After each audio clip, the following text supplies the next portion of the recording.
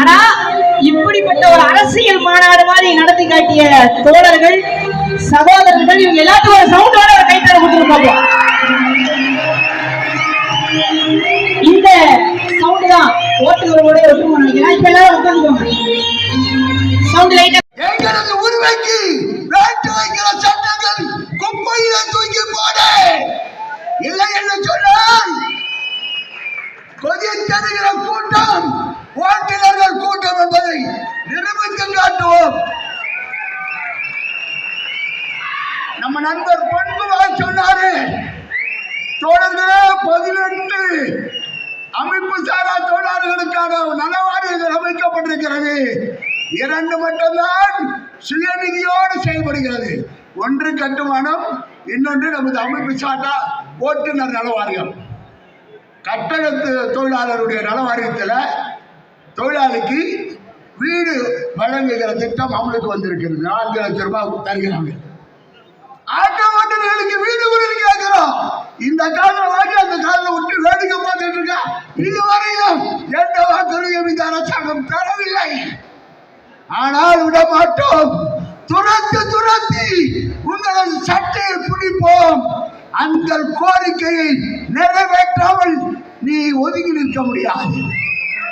அடுத்த முறை ஓட்டு கேட்டு வர முடியாது.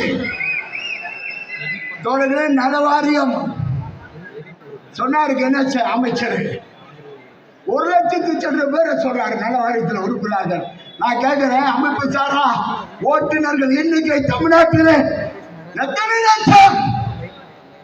தோழர்களே, குறைந்தபட்சம் 7 லட்சம் ஓட்டுநர்கள் இருக்கிறார்கள், நிரந்தர தொழிலாளியாக.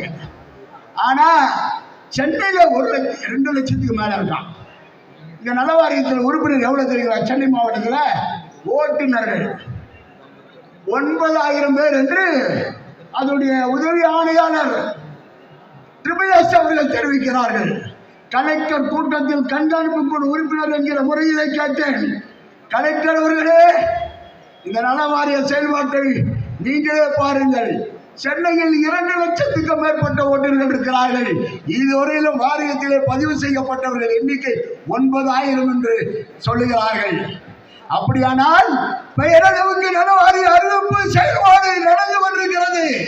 இவர்களுக்கு உண்மையான அக்கறை இருக்குமானால் முகாம்கள் நடத்த வேண்டும், எல்லோரையும் அதிலே இணைக்க வேண்டும். அப்போதுதான் அவருடைய பணப்பலன்கள் கிடைக்கும்.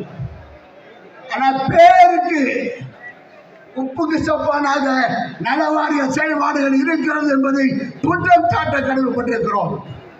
எனவே எங்களுடைய அனைத்து ஆட்டோ தொழிற்சங்க கூட்டமைப்பு சார்பில் தொடர்ந்து நாங்கள் போராடி கொண்டிருக்கிறோம்.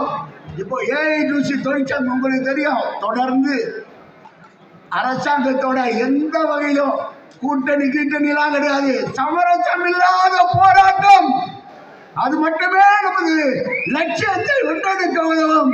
நாம் ஒன்றிணைவோம், போராடுவோம், வெற்றி வருவோம் என்று சொல்லி வாய்ப்புக்கு நன்றி கூறுவதையே. வணக்கம்.